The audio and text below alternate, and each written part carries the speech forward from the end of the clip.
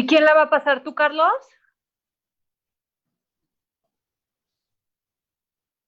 Nada ¿Eh? más, rapidísimo, también, Faride, a las 7:20 dejamos de transmitir en Facebook, ¿A las pero qué? a las 7:20.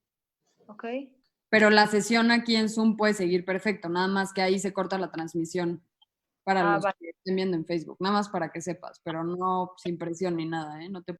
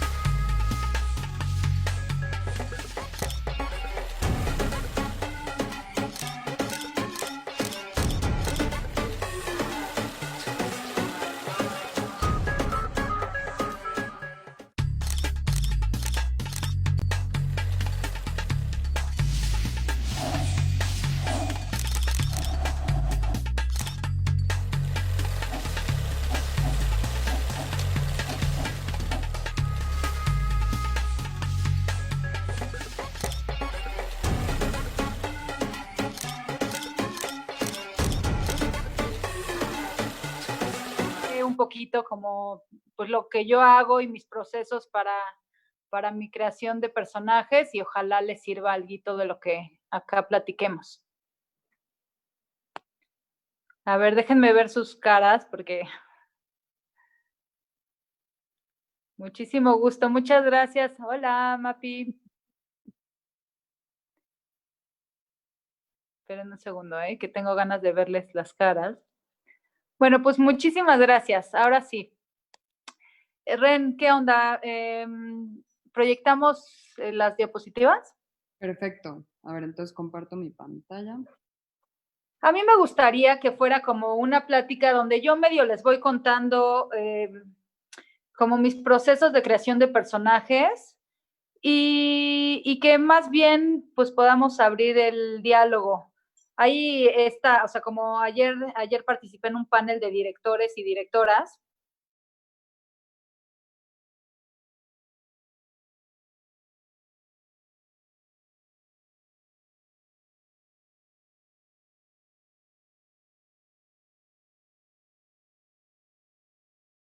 Mueva mucho y quiere decir y un poco interrumpir, pues también se vale. El chiste es que no se haga un desastre, pero también no perder como el momento, ¿no? Porque luego ya te toca hablar y ya pasamos de tema y ya se fue como el corazón de lo que querías decir.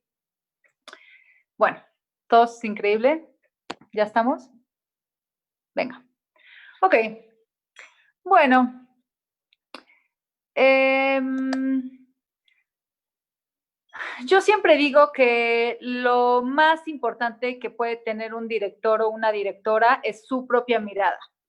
Y entonces como que mil veces como que te dicen, no, a ver, las referencias, esta película es como tal película y tal película junta y como que todo el sistema te lleva como a tener siempre referencias, lo cual no está mal y está muy bien ver muchísimo cine, pero yo en lo personal creo que lo que hay que hacer es ver muchísimo cine, pero para que nutra tus experiencias personales, para que nutra como tu visión del mundo y para que te genere cosas en el inconsciente y luego puedas confiar en que en tu cine que tú hagas, pues van a estar ahí tus referencias, pero no precisamente tienes que estar como revisándolas con ansiedad y copiando las cosas, ¿no? Yo creo que es mucho más valioso que nos dediquemos a nutrir nuestra mirada, a encontrar una forma particular de ver las cosas, a darle la vuelta, incluso si hay grandes maestras y maestros del cine, pues a darle la vuelta también y a cuestionar un poco y ver qué nos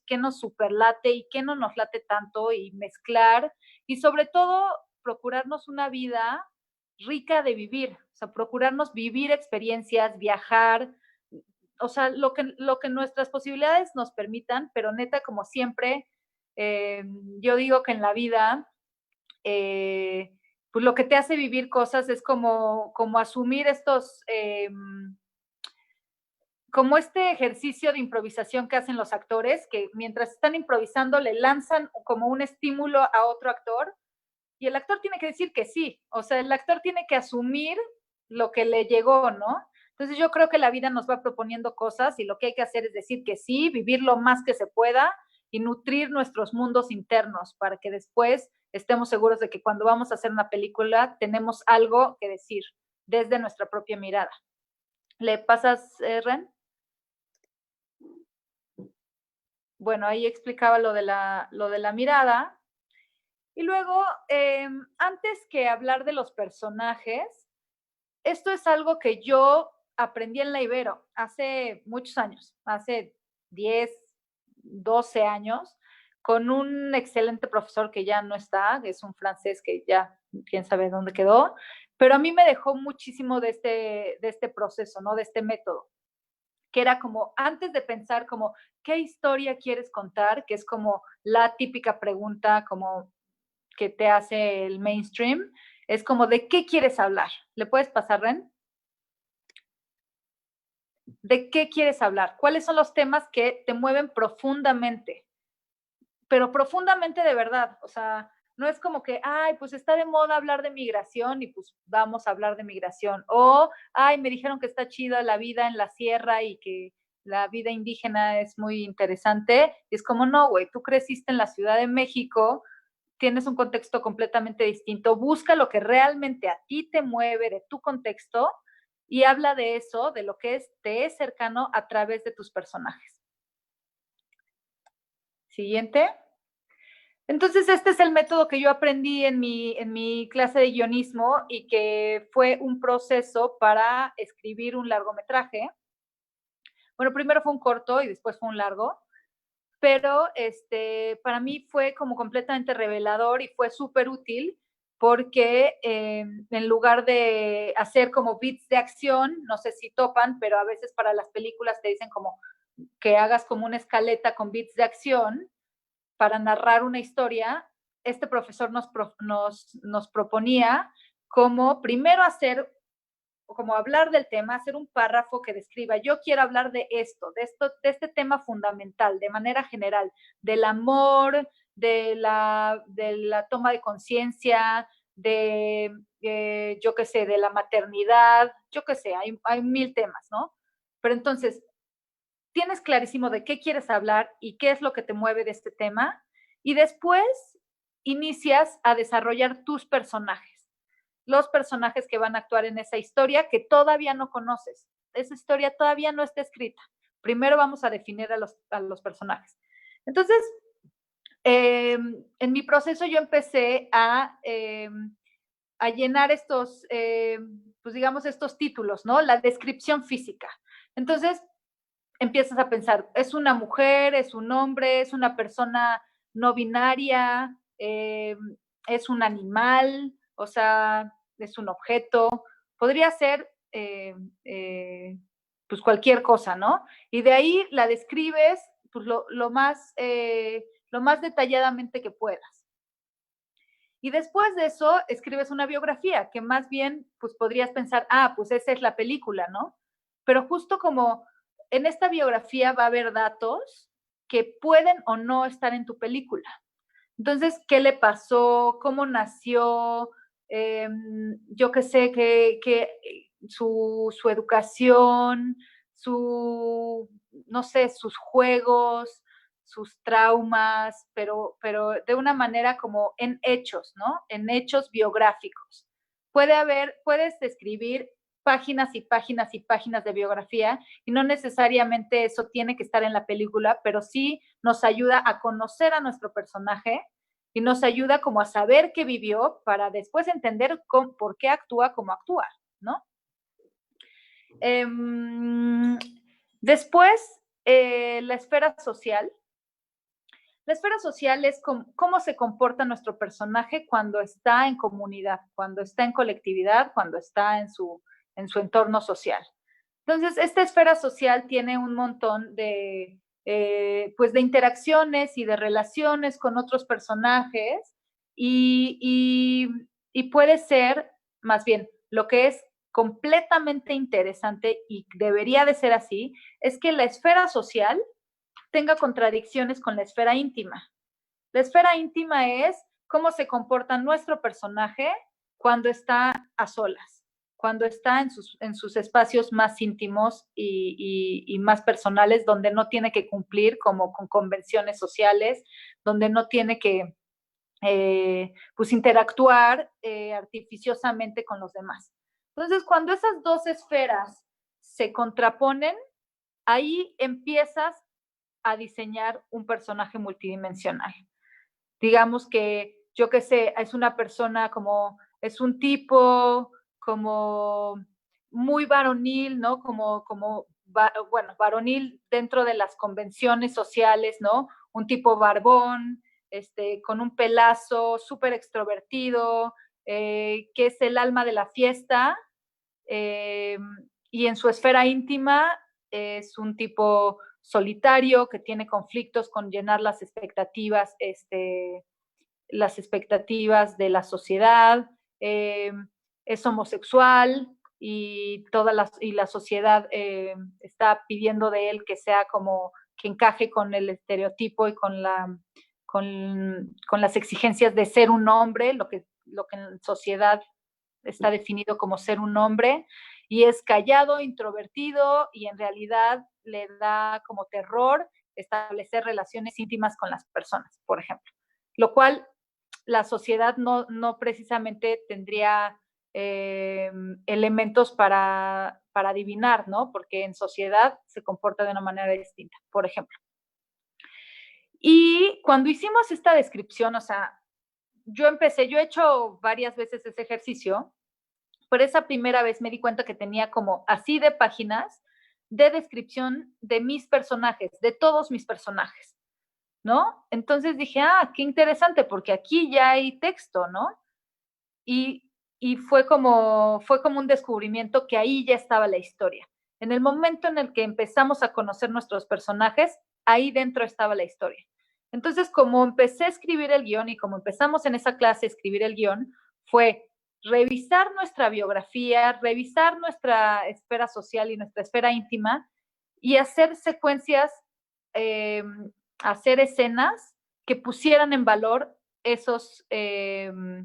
pues esas características que habíamos ya descrito de nuestro personaje.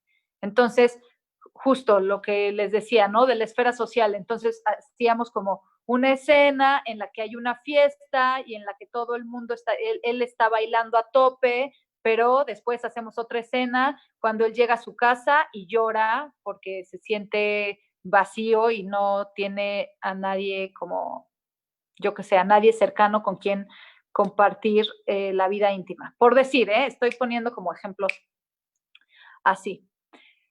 Pero, pues fue muy interesante descubrir que a partir de conocer a nuestros personajes, tenemos una historia y no al revés.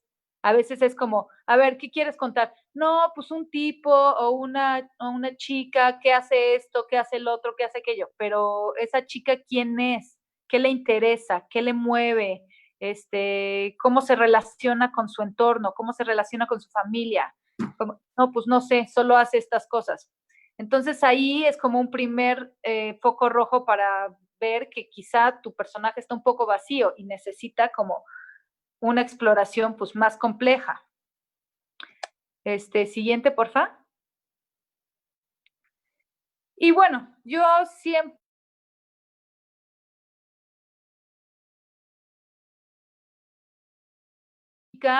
o sea, arte, cualquier tipo de arte, incluyendo el cine, sin duda, pues es necesario estar dispuesto, dispuesta a abrirse, a mostrarse, a exponerse, a vulnerarse, ¿no?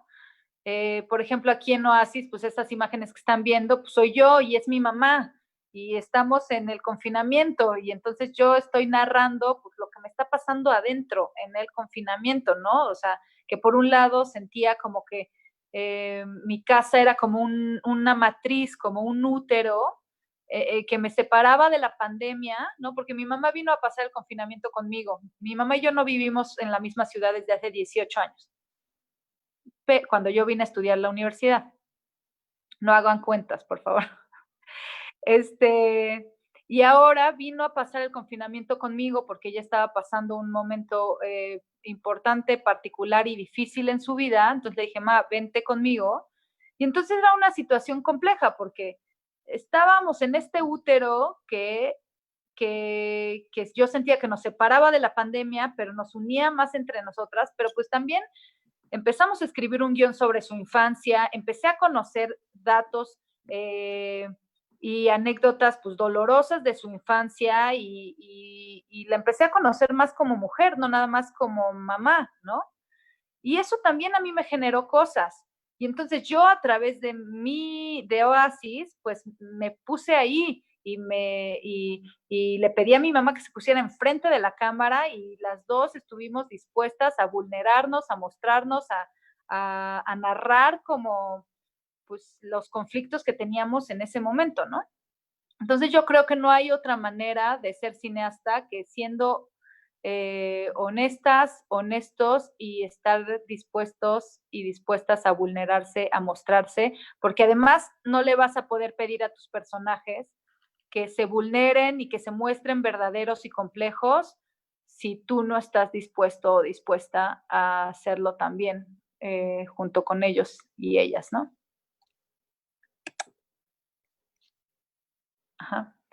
Bueno, pues esto parece obvio, pero no lo es porque el mainstream del cine todo el tiempo te está diciendo que quién es el villano, que quién es el antagónico, que quién es el protagonista, que quién es el bueno y que quién es el malo, ¿no? A mí me parece de las cosas más básicas, o sea, casi que cuando hay personajes que son buenos y malos y no tienen dimensiones, en ese segundo yo dejo de creer en esa historia porque me parece fácil, superficial, inverosímil y poco humano, ¿no?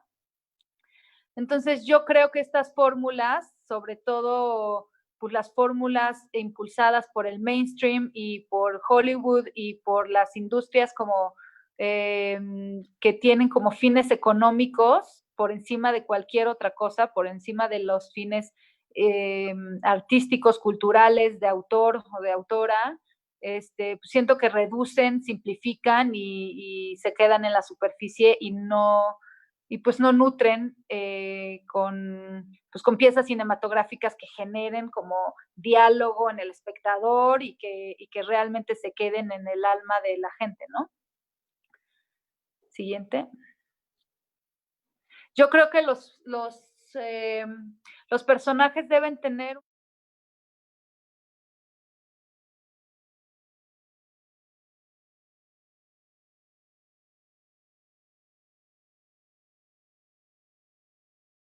tienen que tener cosas que le están pasando adentro.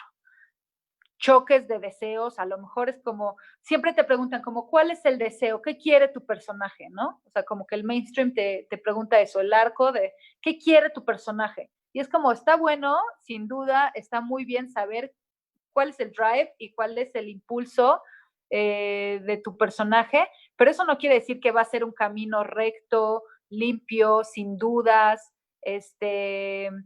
que nunca se ponga en cuestión el deseo y que no haya como sentimientos e ideas encontradas en tus personajes, ¿no? Entonces yo creo que entre más cuestiones los deseos de tu personaje, pues también los puedes nutrir más y puedes hacer pues que su arco y que su viaje sea más potente, porque va a tener dudas, pero va a buscar siempre como aferrarse a ese deseo. Siguiente. Bueno, ahí les puse seguir. Todas las imágenes son de proyectos míos, que no es porque yo diga que esos son los personajes más multidimensionales del mundo, sino, bueno, uno, porque son mis imágenes y quería no estar usando imágenes de todo el mundo. Y segundo, porque no tenemos tiempo de ponernos a analizar personajes de grandes maestras y grandes maestros del cine, que ojalá un día podamos hacer eso. Pero bueno, este es algo, unas ideas rapiditas de cómo pues mis procesos cuando yo pienso en mis personajes, ¿no? La experiencia humana. También siento que aunque estemos haciendo una fábula, aunque nuestros personajes sean objetos, sean animales, sean, pues no sé, o sea, como que podrían ser cualquier cosa, pero lo que siento que nos vincula con la audiencia es ser honestos y explorar las experiencias que nos atraviesan como seres humanos. La vida, nosotros en ella. Entonces, digamos que podemos estar haciendo fantasía, pero los conflictos humanos y los sentimientos y las preguntas existenciales de estar en esta vida, siento que pues están ahí y deberían de estar ahí. Entonces sería, bueno, a mí me parece muy importante que siempre estemos como poniendo mucha atención a la vida, poniendo mucha atención a la experiencia de estar en este planeta y de estar en este cuerpo pues de seres humanos que a mí me parece una locura cómo es posible que estamos aquí y estamos ahorita hablando en este Zoom. O sea, me explota la cabeza, ¿no? Pero bueno, eso ya es un trip eh, chamánico que yo traigo, ¿no?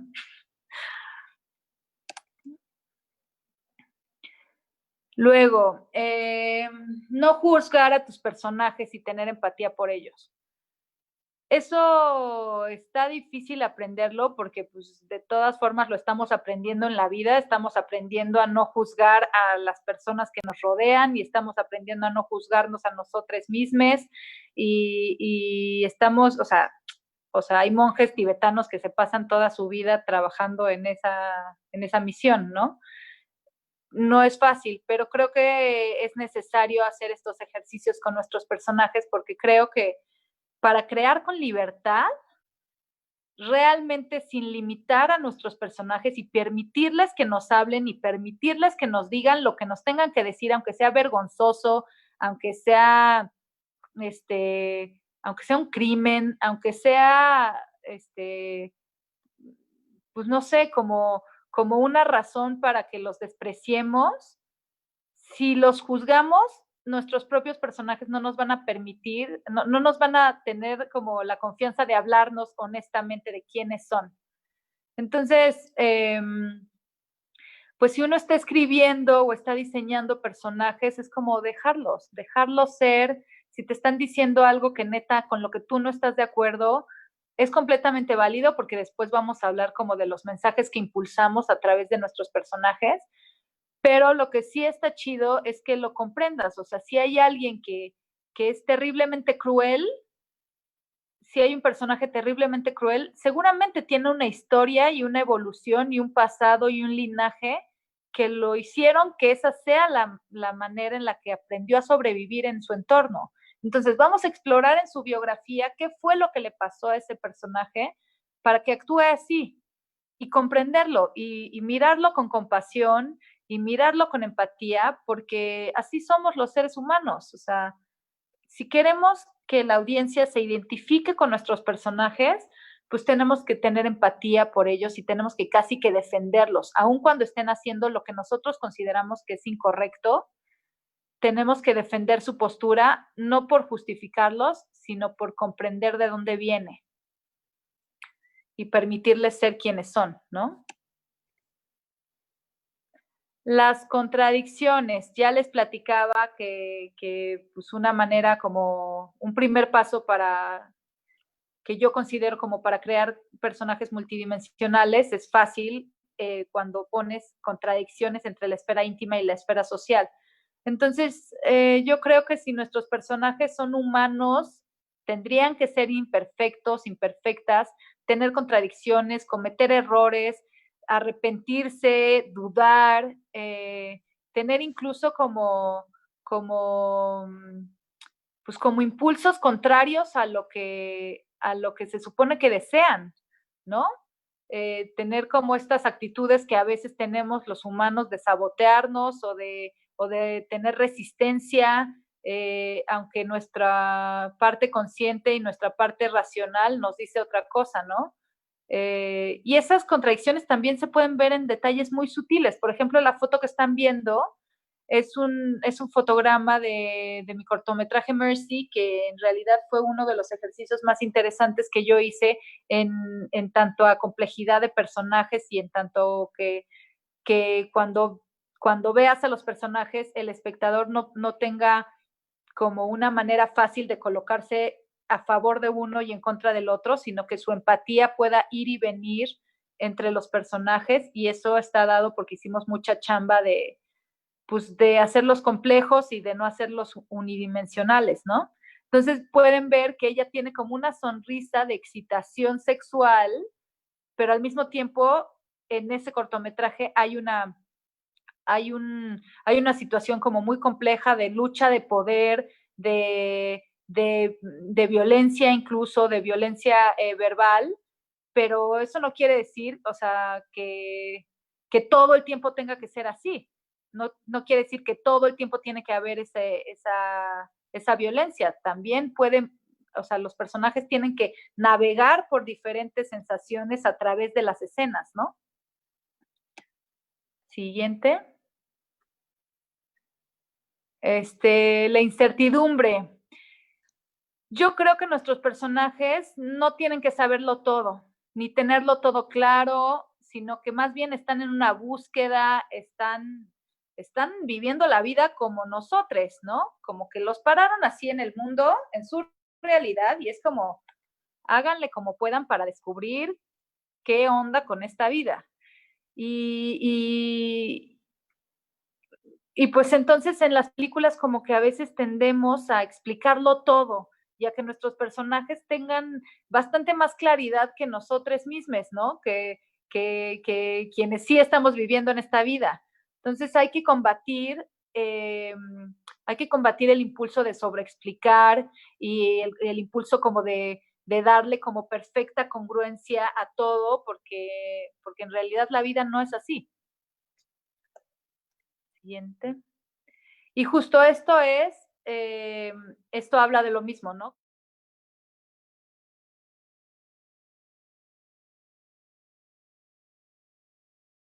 Salir de permitirle al misterio que esté presente en nuestros personajes, que esté presente en nuestras historias y que justo, si nuestros personajes se permiten el misterio, seguramente la historia se va a permitir el misterio también, ¿no? Porque, claro, también nos enseñan que la historia va de aquí a acá, que tiene un principio, un desarrollo, un final, en cierto, incluso en las formas como más mainstream de hacer pelis, incluso hay un minuto exacto, un momento exacto donde crees que lo va a lograr y luego no lo logra o viceversa. Bueno, ya saben todas estas cosas, ¿no? Pero si tus personajes se permiten el misterio y lo indefinido, pues a mí me parece muchísimo más interesante porque es una interpelación directa al espectador, a la espectadora, para que llene esos huecos con su interpretación y pueda enriquecer la narrativa en un diálogo, ¿no? En un ejercicio como multidireccional, no solo como emitir un mensaje que no tiene ninguna interpelación con el espectador. Y bueno, creo que esto sí, digamos, también es parte como de la cultura mainstream del diseño de personajes, pero se puede hacer de una manera más compleja, ¿no? Que siempre el personaje tenga un proceso de transformación, que los personajes tengan arcos interesantes y que les sucedan cosas adentro, porque tienen arcos internos, no nada más externos como de la historia, ¿no? Que busquen y que adquieran conciencia de las cosas. Que en su proceso de transformación, siguiente, perdón, Ren, que en su proceso de transformación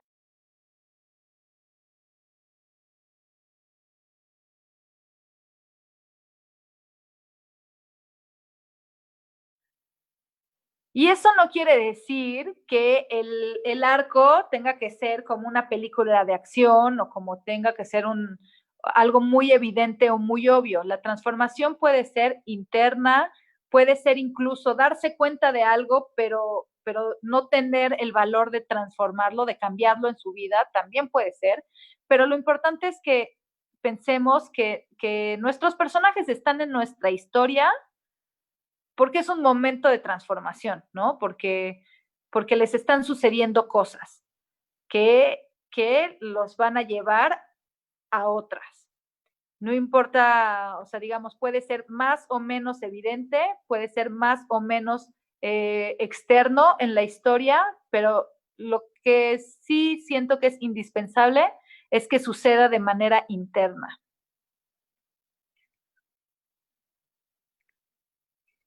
Y bueno, estos son unos GIFs de orgasmos femeninos que hice con mi colectivo Dear Sisters. Eh, todo para decir que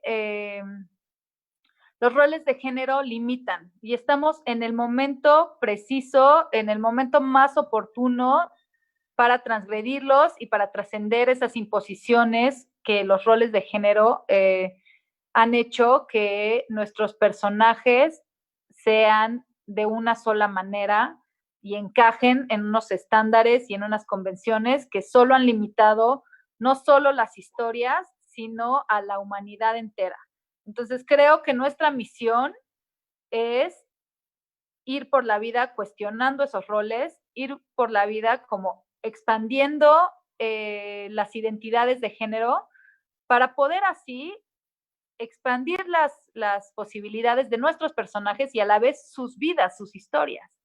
En tanto no encajen, se van a desprender un montón de posibilidades y vamos a poder narrar a diferentes seres humanos, que hay infinitos, ¿no? Que hay una posibilidad infinita de describirlos, pero los medios de comunicación pues, han validado los mismos modelos todo el tiempo, binarios y muy particulares, que además tienen roles, apariencias, trabajos, pensamientos, maneras de interactuar completamente definidas y que no se pueden transgredir, ¿no? Nuestra chamba es de construir todos esos roles y vamos a tener personajes más interesantes, más humanos y que le hablen a más personas en nuestra audiencia, ¿no? Y justamente vinculado con este tema, nosotros podemos hacer este esfuerzo justo cuando hagamos la descripción física, la biografía, la esfera íntima y la esfera social de nuestros personajes. Revisemos cada línea, cada cosa que escribamos, revisemos que no estemos cayendo en estereotipos. Por ejemplo, la descripción física. Es una chica joven, blanca, guapa, yo qué sé, como de clase acomodada, digamos, de entorno socioeconómico acomodado, que vive en su casa con su mamá, con su papá, o sea, digamos que esos personajes estereotípicos se han narrado 1,000,000 de veces. Y entonces siento que bueno, sin duda tenemos que preguntarnos qué nos es cercano y tampoco tratar de narrar como gente que no tiene nada que ver con nosotros y de las cuales no conocemos nada, porque aquí hay un tema muy interesante y lo vamos a hablar en la representación, ¿no? Porque en nuestro afán como de narrar a otras personas y no caer en los estereotipos, podemos caer en ser condescendientes con el otro, con la otra, y tratar de narrar algo que no conocemos. Entonces es como, bueno, pues una señora de 80 años que vive en una zona rural, que es afromexicana, yo qué sé, que practica la santería, por decir, pues es algo muy lejano a nosotros. Entonces, si pretendemos narrar esos personajes, pues lo que tenemos que hacer primero es investigar muchísimo, irnos a ese pueblo, a ese lugar rural, conocer a unas personas así, hablar con ellas, no juzgarlas, como absorber sin juicio, sin condescendencia y sobre todo si acaso nos vamos a atrever a narrar sus historias, porque son sus historias, hay que invitarles a que sean partícipes de ella. Hay que invitarles o a que narren ellos, ellas mismas, su propia historia. Porque esta cosa como de que todo venga narrado desde, pues sí, desde el mismo lugar, ¿no? Desde el lugar de privilegio, de gente que tuvimos la oportunidad de ir a la universidad, de gente mestiza, que vive en la ciudad, heterosexual, digamos, como de ciertas posibilidades y entornos socioeconómicos, pues también limita muchísimo las historias, ¿no? El chiste, siento que ahora hay un movimiento grandísimo y por eso yo soy embajadora en México de Free the Work, esta organización global de mujeres cineastas y creadores infrarrepresentados, es que no se trata de darle voz a otras personas que no la tienen, es como no, que ellas mismas puedan tener los espacios para narrarse a sí mismas. Lo mismo pasa con las mujeres, ¿no? Las mujeres debemos tener los espacios para narrarnos a nosotras mismas, porque históricamente hemos sido narradas por hombres blancos, heterosexuales, que tienen una mirada que no es la nuestra. Entonces, pues bueno, en este ejercicio y sabiendo la complejidad de esta misión, podemos empezar a revisar nuestro diseño de personajes y ver si no estamos cayendo en los estereotipos que se han narrado 1000 veces en los medios de comunicación, en el cine, en la televisión, y tratar de darle la vuelta, ¿no? O sea, yo me acuerdo que una vez me presentaron online donde ella se ponía contentísima de haber recibido unos zapatos por Amazon, ¿no? O por yo qué sé, qué servicio. Y yo decía, ¿y por qué no es una cámara fotográfica? ¿Por qué tienen que ser unos zapatos? Entonces creo que nuestra chamba siempre es como estar cuestionando esas cosas que tenemos tan normalizadas, ¿no? Siguiente. Y bueno, es el mismo tema, ¿no? La diversidad. Permitámonos narrar personajes diversos, particulares, únicos, que no tengan que ser a fuerza lo que ya hemos visto y que no tengan que ser a fuerza como quienes entren en las convenciones. Y es mucho más valioso que no los hayamos visto porque no han sido narradas estas personas. Entonces, también para nutrir eso, tengamos equipos de trabajo diversos, de gente distinta, de gente de diferentes entornos, de diferentes como grupos que pueden ser o deberían ser de grupos infrarrepresentados, de grupos marginados, para que puedan nutrir el diseño de nuestros personajes. El vestuario, la persona que haga el vestuario, pues sería bueno que tenga cosas que aportar, ¿no? Para diseñar el personaje y que no sea exactamente igual a nosotros, que tenemos el mismo contexto y que entonces pues, seguramente vamos a estar cayendo en las mismas convenciones. Como la gente de arte, sin duda, pues si estás coescribiendo o si tú eres director o directora y tienes un escritor o una escritora, sin duda sería bueno que forme parte de otros entornos donde puedan como los personajes puedan recibir toda esa diversidad y ser pues más multidimensionales. Y bueno, este último punto es importantísimo. Siento que es uno de los temas que hemos estado pues masticando en los últimos años, que es la representación. Y sin duda por eso hago lo que hago, o sea, en mi chamba como cineasta, ¿no? En mis piezas cinematográficas personales, lo intento, y mucho más lo intento en mis piezas publicitarias, porque van a llegar a un montón de gente, porque es casi absurdo como que mi chamba en la publicidad, a veces pienso, es que la va a ver muchísima más gente que quienes vean mis películas. Entonces me importa el doble, ¿no? Tengo una responsabilidad doble de representar a otros grupos marginados, de representar a personas infrarrepresentadas, de hacer como mis procesos de casting más incluyentes, que no sean discriminatorios, donde puedas como representar a quienes sí son la mayoría de la gente también, ¿no? Porque en este país, pues ustedes pueden observar, esto ya lo sabe todo el mundo, pero seguimos teniendo comerciales llenos de gente rubia, latinos internacionales, altas, flacas, guapos, guapas, y es como, claro, pero ¿a quién le están vendiendo? ¿A quién le están hablando? ¿Y por qué estamos mintiendo? ¿Por qué estamos todo el tiempo reproduciendo modelos que normalizan cosas que no le hablan, que no representan a nadie y que además generan expectativas falsas y generan como frustración en la gente, porque realmente la vida no es así, la gente no es así.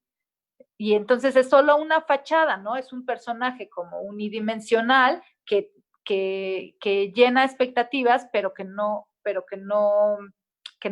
es humano, ¿no? Entonces, bueno, exploremos también temas que no han sido representados. Por ejemplo, aquí es una imagen de la menstruación, es un cortometraje que yo hice sobre la violencia de género vinculado con la menstruación y por qué vemos muchísimo más en el cine, en los medios de comunicación, en la televisión, vemos muchísimo más la sangre de la violencia que la sangre de la menstruación. Y es como, apenas ahora se empieza a mostrar la sangre de la menstruación roja, porque antes era como una cosa azul, un líquido azul, que era como por. Entonces, como atrevernos a narrar no solo temas inexplorados, sino también personas infrarrepresentadas y sus historias y sus personajes, ¿no? Para que nuestras historias lleguen a todos, a todas. Y bueno, esta es la última diapositiva, esta foto, nada más como para, pues para enseñarles como que todos y todas en nuestros entornos de trabajo, en nuestros grupos de amigos, de amigas, en nuestro trabajo, en nuestras como decisiones, y yo, por ejemplo, en mis sets de filmación y quienes somos directores y directoras, podemos tomar estas decisiones, ¿no? Ser congruentes en nuestros sets de filmación y saber que entre más mujeres y hombres deconstruidos haya detrás de las cámaras, mucho más justa y mucho más multidimensional será la representación de nuestros personajes. Entonces, además de que sin duda va a ser un entorno pues, más sano, más equitativo y va a ser tierra donde no pueda crecer la violencia porque va a haber otras miradas que puedan defender otros paradigmas, ¿no? Los paradigmas de la reconstrucción. Y pues ya les agradezco muchísimo que hayan escuchado estos puntos Y me encantaría que si tienen notas, comentarios, preguntas, abriéramos ya el diálogo para...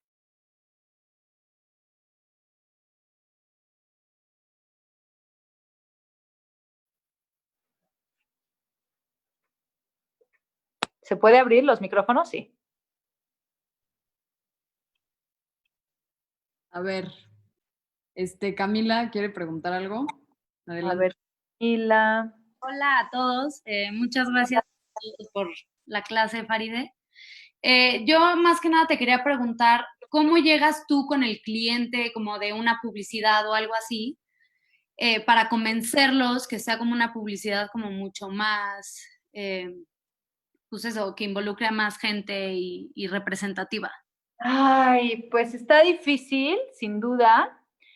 Hay de todo, ¿no? O sea, por ejemplo, ahora que yo tengo la bandera como tan visible, pues ya la gente que comulga con mis ideas ya me llama, ¿no? Los clientes que quieren eso me llaman. Y entonces eso pues sucede, pues es casi magia porque es como ellos tienen esos intereses y entonces yo puedo como ayudarles a que su proyecto sea de esa manera.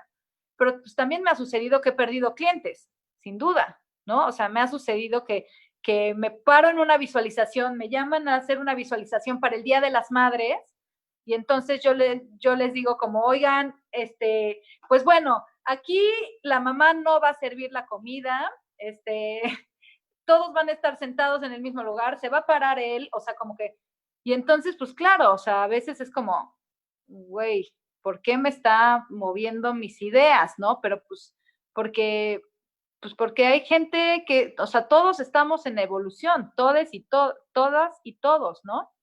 Entonces, pues yo trato de hacerlo de una manera como, pues como súper amorosa, ¿no? Como que es algo en lo que yo creo profundamente y que espero que pueda inspirar a las personas con las que yo trabajo y sin duda también cuando tengo que tomar decisiones las tomo con contundencia, o sea, yo digo, mis sets, pues mi fotógrafa, pues es mi fotógrafa. Si puedo tener, he tenido 4 cinefotógrafas en el set, 4 mujeres cinefotógrafas. A veces yo he dicho, quiero que todas las cabezas de departamento, todas sean mujeres. ¿Por qué? Pues porque una de cal por las que van de arena, porque faltan oportunidades para que las mujeres profesionales ejerzan su profesión, porque miles de veces en los 16 años que yo llevo trabajando estuve en sets llenos de hombres y no pasó nada y a nadie le saltó. Entonces yo siento que, pues también con mucho cariño, a veces sí con firmeza, cuando hay que ser firme, va, pero pues yo lo hago como invitando a todos a que nutran la creatividad, porque yo sinceramente creo que estas decisiones nutren la creatividad, abren las posibilidades en lugar de cerrarlas, ¿no? Algo así, no sé si te respondí. Sí, sí, muchas gracias. No, hombre, a ti. ¿Alguien más que quiera levantar la mano y preguntar algo? Yo. Bueno. ¿Quién es yo? Yo, Susi. Hola, Faride. Ah, Hola, qué gusto. Bien, qué padre reencuentro. Oye, sí. pues te quiero felicitar, porque hace 2 años que nos conocimos, pues realmente has cambiado. Yo lo que veo en Instagram, por ejemplo, es que hay como más participación de gaffers mujeres, veo a las Amazonas eléctricas, veo a veo a Leslie contigo y digo como, wow. Entonces, pues yo te quiero felicitar, igual por tu premio de Nespresso, está muy padre, ya lo vi. Igual, me encanta lo que haces en publicidad, me gustó mucho uno que hiciste para el América, pero solo, te enfocaste justo en una mujer y está muy padre, te quiero felicitar. Gracias. Ahí está padre platicarles que, por ejemplo, las Amazonas eléctricas son el primer grupo de eléctricas y tramoyistas en México y se formó, sí, increíble, las amo, sí, las amo. Y se formó en un llamado mío simplemente porque yo le pedí a Leslie Montero, que es mi cinefotógrafa, Nur Rubio, cinefotógrafa, que trajera, que todo el crew iban a ser mujeres, porque además era un proyecto con niñas deportistas que no eran actrices. Entonces, a mí me parecía muy importante que ellas estuvieran en un entorno de mucha confianza, donde se sintieran seguras, donde no existiera como nada que amenazara su comodidad. Y me pareció espectacular. Así les dije, yo he trabajado muchas veces con muchísimos staffs y siempre hay quizá una mujer en el staff, ¿no? Pues entonces junten a las mujeres de esos staffs y traigamos un staff de mujeres. Y entonces ellas fueron muy listas. Sofía Stiglitz, que es también cinefotógrafa, pero es gaffer en Estados Unidos porque tiene doble nacionalidad, dijo, yo me rifo, yo las junto, yo soy la gaffer, y ellas fueron muy listas para ver la permanencia de eso. Y ahora, pues ya tienen un par de años siendo el único staff de mujeres, que además también ha tenido la participación de una mujer transgénero, que me parece espectacular, porque así debe ser. O sea, las mujeres son mujeres, ya está. Quien se identifique como mujer es mujer. Entonces, pues me parece que también en esto, pues en estos proyectos que estás mencionando, Susi, en el Club América, pues claro, se hizo una campaña enorme de muchos millones de pesos con el club varonil, ¿no? Con los jugadores hombres. Y yo dije como, oigan, ¿y qué onda con la selección femenil? Porque es una selección profesional, ¿no?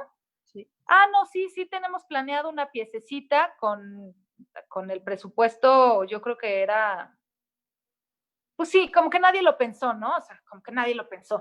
Hasta que llegué yo y les dije, oigan, pues no, yo digo que más bien, es más, vamos a trabajar por unos honorarios absurdos para poder hacer una pieza relevante. ¿Por qué este mensaje es importante?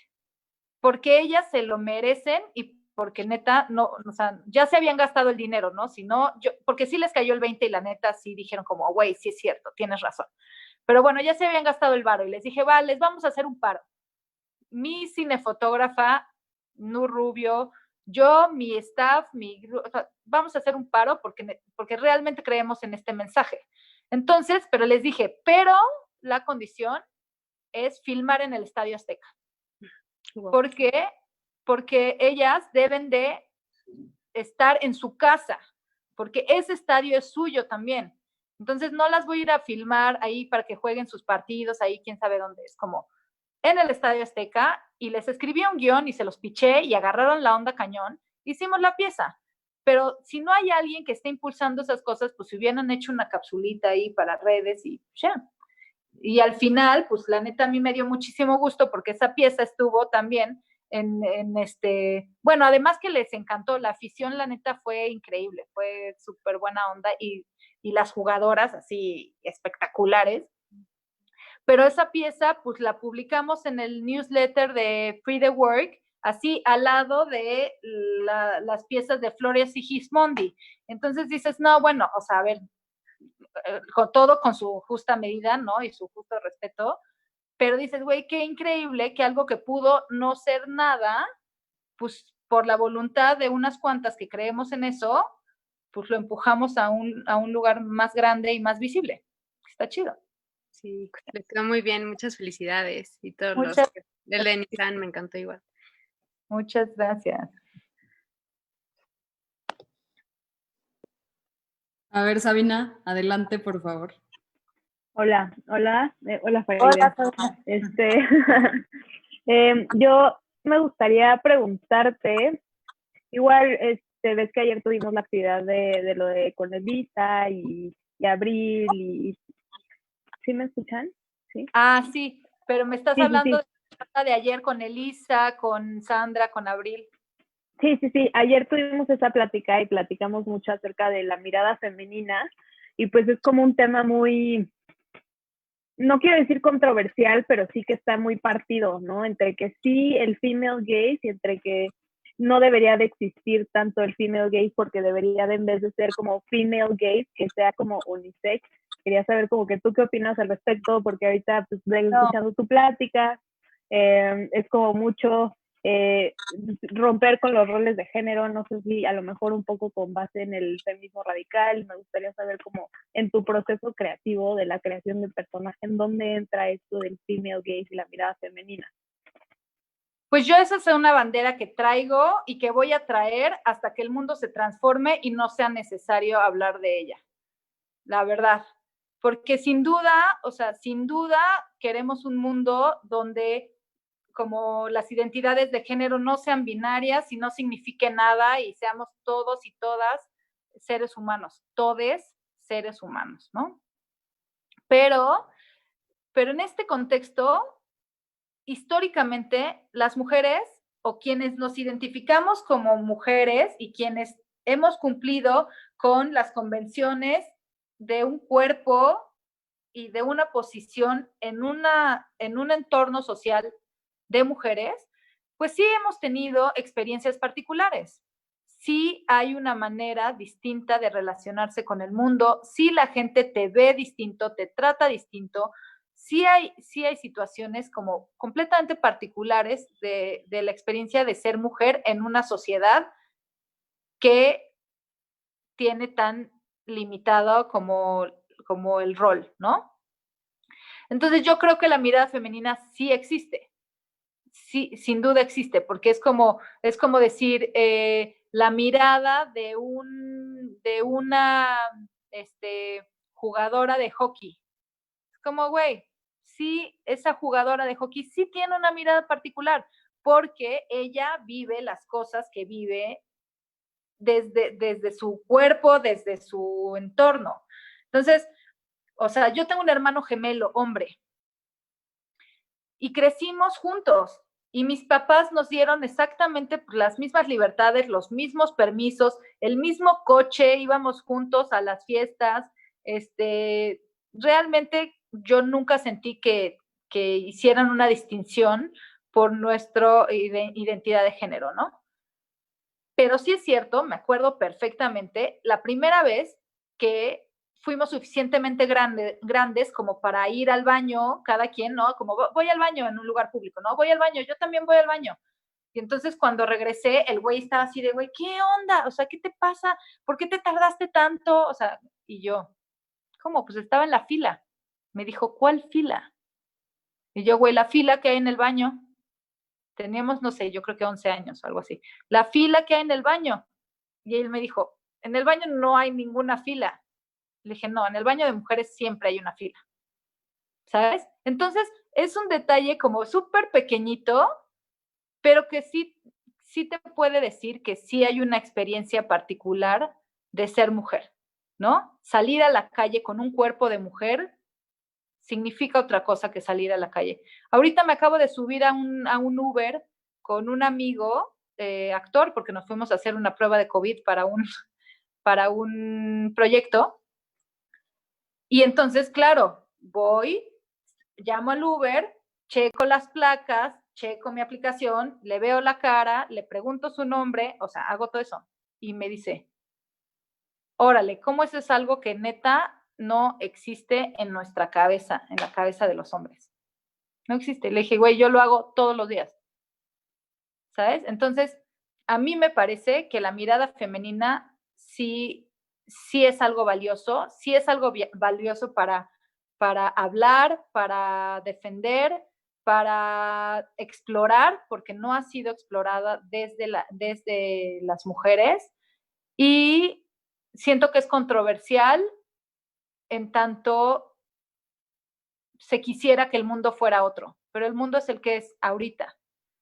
Entonces, yo creo firmemente que sí existe una mirada femenina y eso no quiere decir que la mirada femenina sea la misma para todas las mujeres. Eso es muy importante. La mirada femenina tiene mucha complejidad, tantas aristas como mujeres, como identidades que se definen como mujeres también, ¿no? Ujú. Porque hay mujeres Sí, claro. trans, y esto también es una mirada femenina, pero es una mirada femenina Ujú. completamente particular que además yo desconozco. Ahorita yo estoy haciendo un proyecto con una mujer trans, con mi colectivo, y pues lo que hacemos, mi colectivo y yo, o sea, mis Dear Sisters y yo, lo que hacemos es cuéntanos tú, platícanos qué quieres decir tú, qué son las cosas que te importan a ti, cómo es tú, ¿sabes? Porque no podemos pretender nosotras que conocemos esa experiencia de ser mujer, porque no la conocemos. Entonces la voz es de ella, es otra mirada femenina, otra distinta. Y así como mujeres hay, miradas femeninas puede haber para explorar. Ya, gracias. Claro. ¿Y, ¿y qué opinas de la construcción esta de los personajes ya claro desde una visión femenina? Bueno, o sea, desde tu propia mirada, obviamente, pues tú vas a tener como cierto desarrollo de personaje que sean congruentes con quién eres tú. ¿Qué opinas de como el proceso creativo de crear personajes? Por ejemplo, de, no sé, si un hombre crea un personaje de una mujer, cómo esta mirada puede afectar y, o sea, no sé si me doy a entender cómo esta mirada masculina afecta al crear un personaje femenino y de qué manera se puede lograr o no lograr. Bueno, yo creo que la mayoría de los personajes femeninos que hemos visto en la historia del cine han sido narrados Claro, por hombres. sí. Y ya hemos visto, pues, lo insuficientes que son, ¿no? Muchos, muchísimos. No le hacen justicia a la complejidad de las mujeres están ahí solamente para reaccionar a los personajes masculinos, están llenos de estereotipos, están llenos de miradas sexualizadas, ¿no? O sea, están llenos pues de tabúes y de imprecisiones que son como pues, los que ellos decidieron que nos importan nosotras y como somos nosotras, y esta cosa como de, ay, es que las mujeres son súper misteriosas, incomprensibles, tan complicadas que no se pueden entender, es como, no, güey, afina tu intuición, afina tu mirada, escucha y como que pues como que tienes que estar muy atento al consenso, ¿no? O sea, es como, ay, no sé si quiere conmigo, no sé si no quiere, no, es que, pues es como, sí sabes, güey, cuando pones atención, tú puedes leer los mensajes.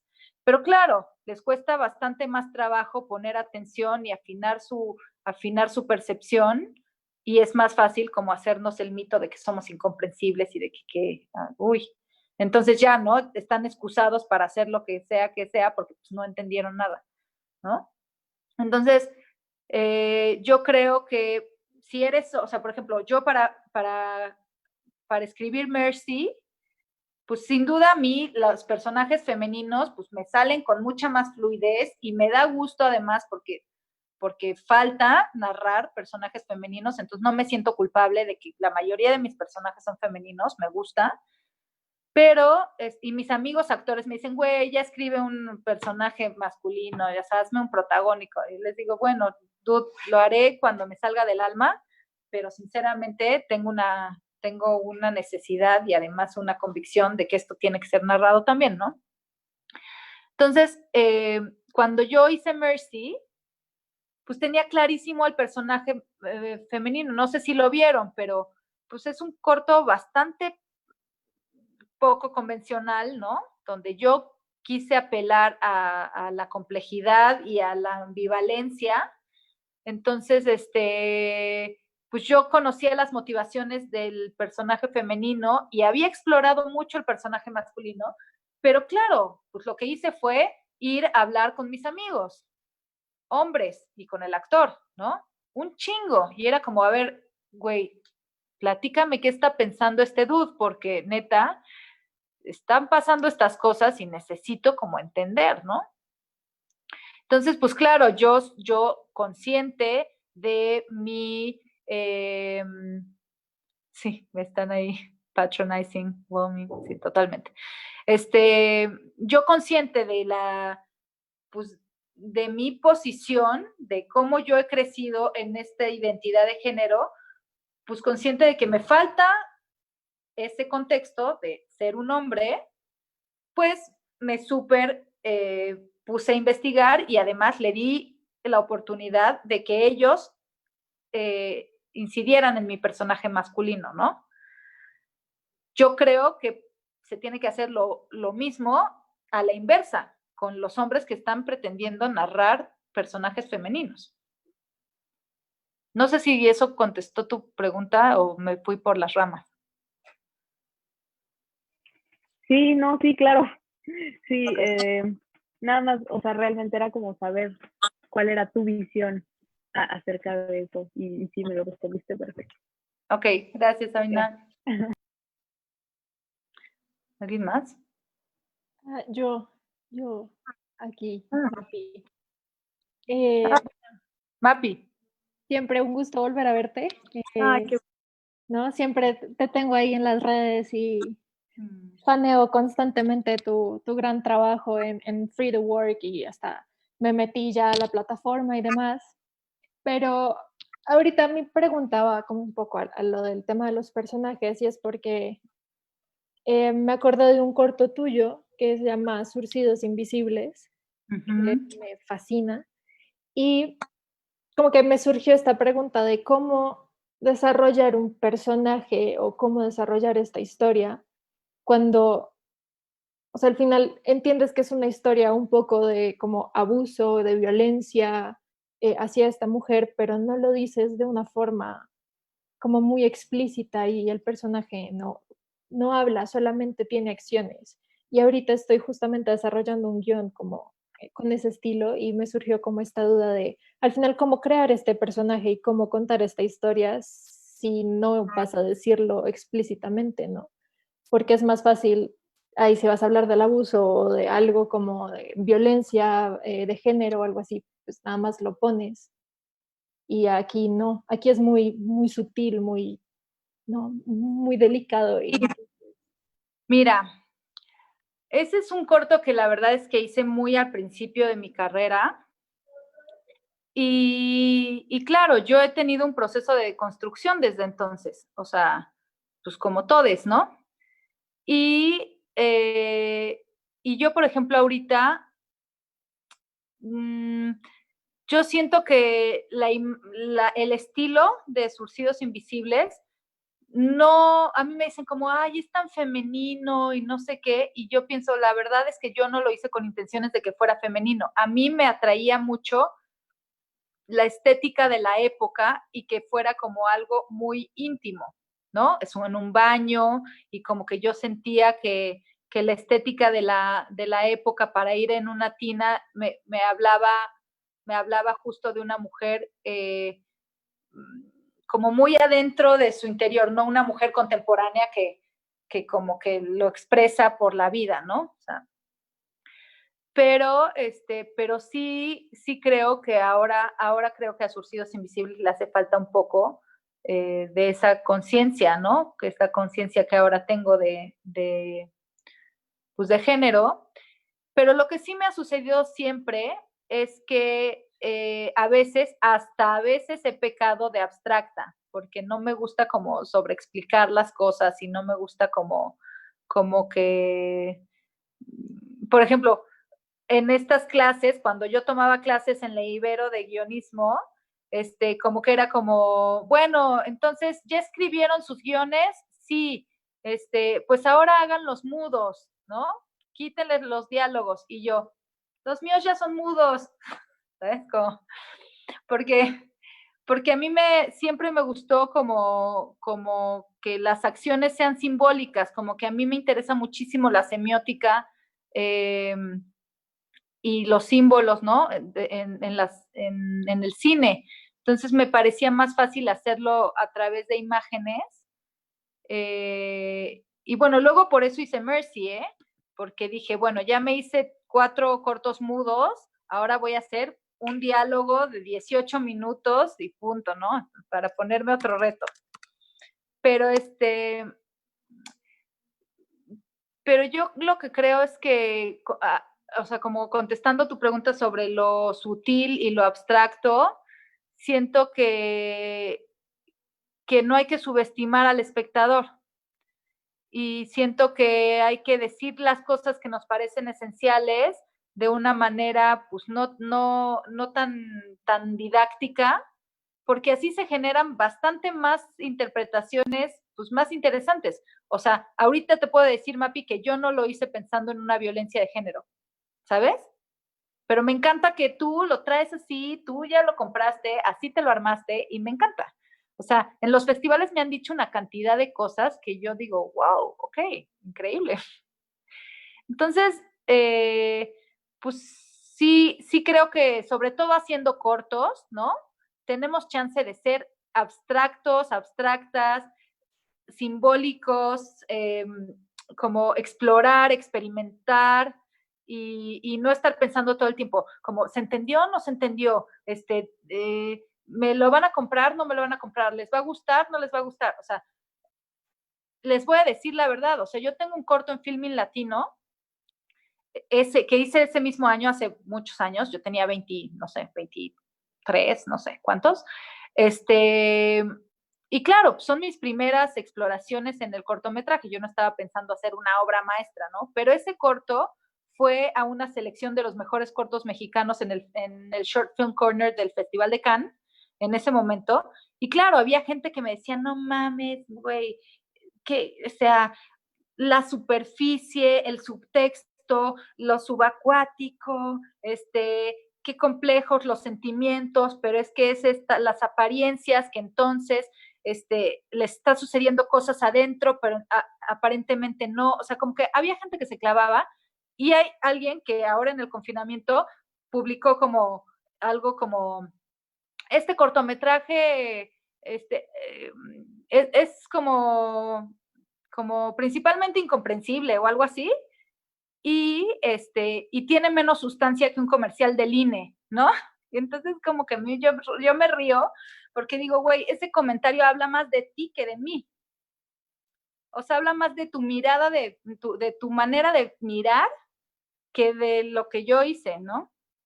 Entonces como que, pues ahora sí que o sea, siento que al principio está bien, pues explorar como te vienes sin estar cumpliéndole las expectativas a nadie. Y fuck it. Y luego ya sucede que, pues claro, te están confiando presupuestos y te están confiando, y ahí ya se pone más complejo porque tienes que hacer como decisiones que digas, ok, tiene que ser algo que esté en mi corazón, que realmente me sea cercano, pero que también un poco le pueda hablar a una audiencia y que hay otros factores. Pero yo creo que también con el oficio, con filmar un chorro y filmar y aprender, pues empiezas a afinar esas cosas como para seguir siendo fiel a ti mismo, a ti misma, pero pues también tener más herramientas para comunicar sin tener que ser obvia, nunca obvio, por favor, nunca. Ok, y ya nada más así como consejo para un ser humano recién egresado, ¿cómo, Hey. sí, cómo, o sea, realmente, cómo entras a trabajar a esta industria, ¿no? O sea, porque creo que en la Ibero lo tenemos como muy dentro del mundo Ibero, y ya cuando sales y te enfrentas a que ya no estás con tus amigos Ibero y con tus profesores paternalistas Ibero, ya no sabes qué dirección tomar, ¿no? Eso es como, lo digo porque es mi posición ahorita y es como, no, ¿cómo hago, no? Como quiero poder tener la posibilidad de seguir contando historias y de aportar en algo con mi mirada, pero ¿cómo te enfrentas a esta como nueva categoría en la que te encuentras? Y pues ya ni hablar en pandemia. Ay, mira, no sé responderte desde la experiencia porque mi experiencia fue muy distinta. Yo empecé a trabajar profesionalmente. Espérame, me están escribiendo aquí en el chat y no sé qué dice. Ok, copy that, gracias. No sabría responderte porque mi experiencia fue muy distinta. O sea, yo entré a los 19 años a la carrera y ese mismo año me invitaron a filmar el primer cortometraje en el que yo trabajé, que era una tesis de maestría de London Film School, que ni siquiera era un proyecto de la Ibero. Y a partir de ese momento me puse a ayudarle a todo el mundo. Primero yo dirigía arte, hacía la dirección de arte. Pues como mi primer año hice dirección de arte hasta que me clavé en dirección.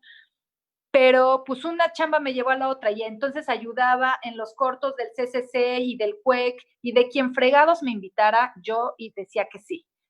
Y al mismo tiempo, a los 20 años justamente, me invitaron a trabajar por primera vez profesional porque trabajé en un corto de la Ibero. Entonces, el fotógrafo de ese corto, que después fue mi novio muchos años, y nos formamos juntos y formamos como nuestra pues sí, nuestra visión como cineastas juntos, me recomendó, ni éramos novios cuando me recomendó, era como que él dijo, esta chava es chida y ya.